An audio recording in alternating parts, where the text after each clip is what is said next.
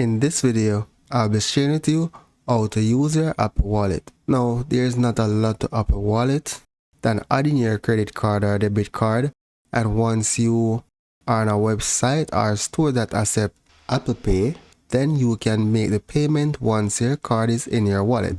So you just want to select the little plus icon.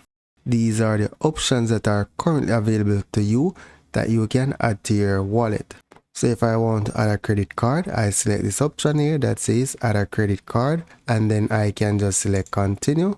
I can scan the card or enter the card details manually, and then I'll just basically select next and save. So let me cancel this. Now to remove a card, you'll just select the card that you want to remove, then you select the menu icon, then select card details, and then you scroll down and select remove card.